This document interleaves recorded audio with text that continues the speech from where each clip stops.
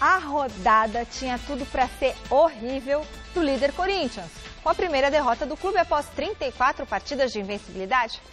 Mas não foi.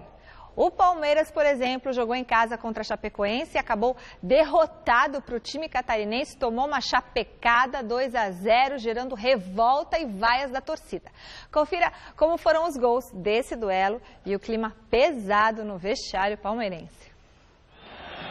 Autorizou o árbitro, Reinaldo, de perna canhota, vem o levantamento na área, olha o gol da Chape! Gol!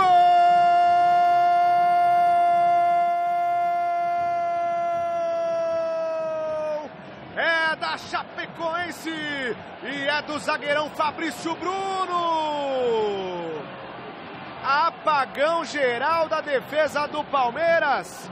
E o zagueirão Fabrício Bruno, nas costas de todo mundo, empurra para o fundo do gol. Aí a cobrança na área. Corte do Dracena, ainda a Chape. Wellington Paulista pelo alto. Condição legal, Túlio de Melo. Gol! Da Chapecoense, para fechar o caixão do Palmeiras. Túlio de Melo em condição legal, faz Chapecoense 2, Palmeiras 0, e a torcida que já estava bem impaciente, pouco feliz com o time, vaia, protesta. A torcida grita, não é mole não, muito dinheiro e falta organização. Não, eu não posso repensar as coisas que eu faço, porque eu não faço as coisas erradas. Né? Se eu tivesse errando, eu era o primeiro a reconhecer meus erros. Vocês questionam muito, mas o Cuca não repete a equipe. Eu também questiono isso. Eu não consigo repetir uma equipe. Não é porque eu quero mudar. As situações exigem, você perde um, se perde o outro, você perde um, se perde o outro. O nosso grupo é bom, o nosso elenco é muito bom, como todos sabem, e infelizmente as coisas não estão acontecendo. A gente tem que ter paciência e perseverança.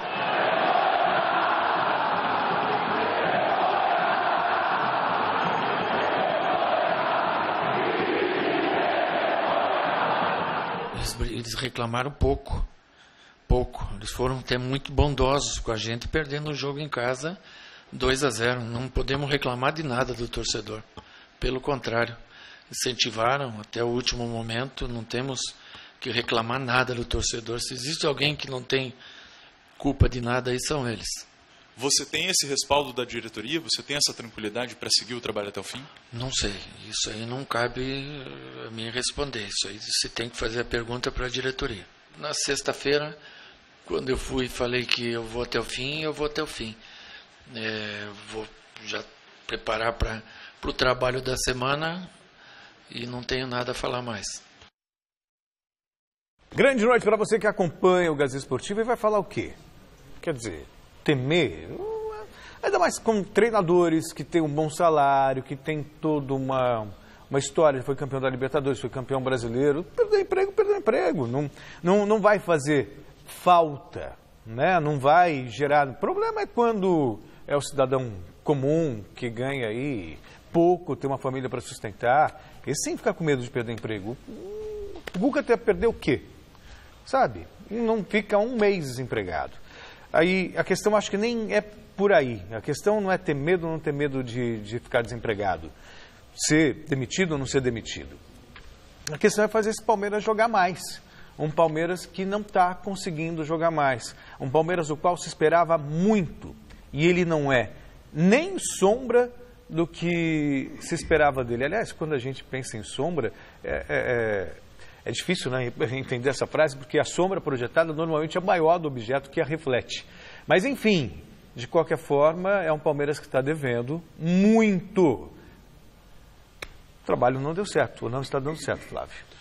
Boa noite, Celso, Michele, amigos do Gazeta Esportiva. É uma realidade. O Palmeiras ele está sendo vítima de um fantasma criado em torno dele, onde não dá nem para dizer que isso veio de dentro do Palmeiras, mas também não se abortou esse fantasma no começo. Aquela história de um time imbatível, Real Madrid das Américas e tal, tem obrigação de ganhar Libertadores, tudo isso foi gerando uma responsabilidade que claramente os jogadores do Palmeiras não têm condição de segurar. é o lado psicológico, aquela coisa pesada que a gente fala. Existem duas coisas tétricas no futebol brasileiro. Gestão, primeiro, né? Primeira coisa, a gestão que é muito mal feita. E segundo, esse lado da falta de condicionamento psicológico. E aí já entra também a culpa de comissões técnicas de um modo geral, de uma cultura brasileira de que psicólogo é para maluco. Na verdade, maluco é quem não tem um amparo psicológico, especialmente jogadores de futebol, pessoas humildes, pessoas... O caso do Borja. Ele saiu de uma cidade do interior da Colômbia e chega em São Paulo para jogar num sistema diferente, com pessoas que falam uma língua diferente da dele, alimentação diferente da dele, e aí ele começa a não funcionar e aí vira uma pressão tremenda em cima dele. Ah, porque ele custou caro. Não é culpa dele. Não.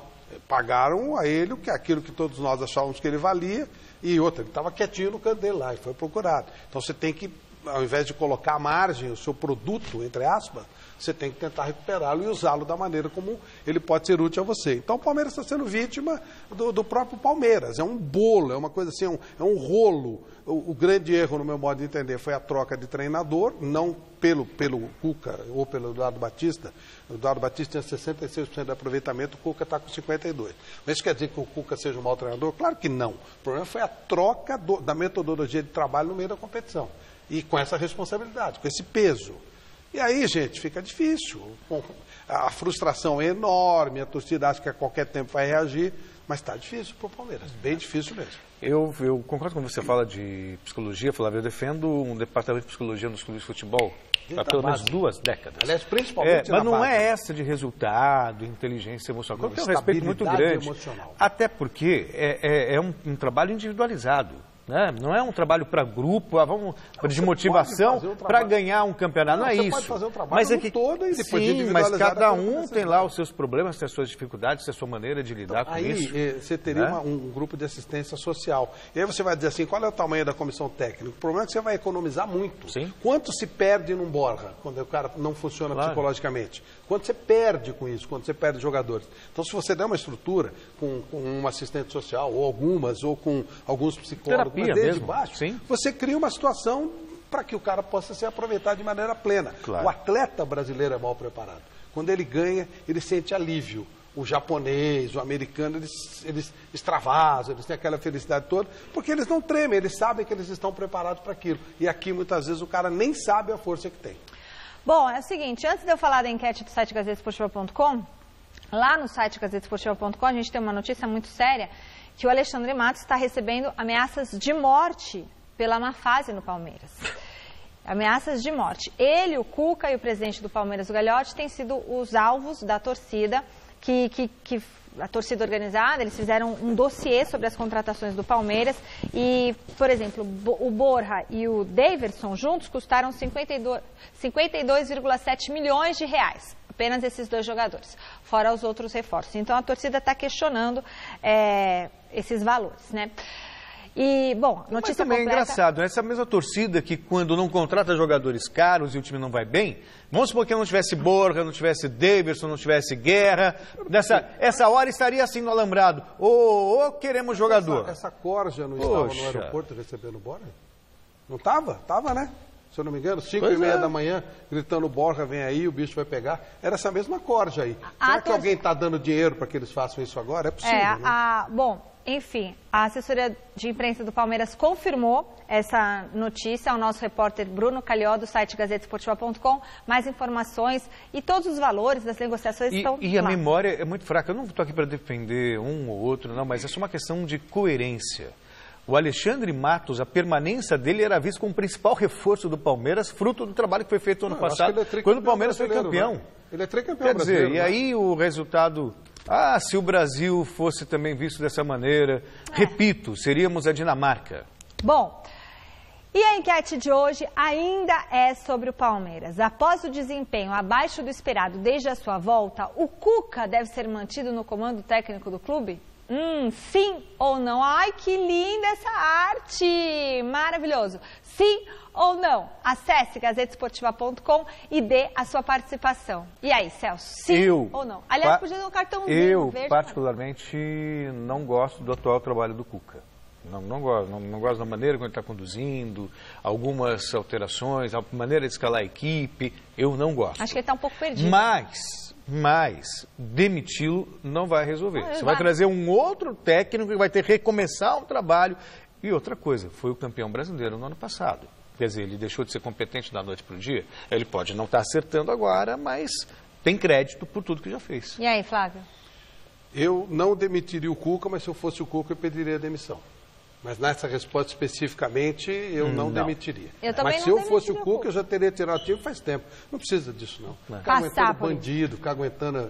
vai embora. Tá lá no site gazetesportiva.com, a gente espera a sua votação, tá bom?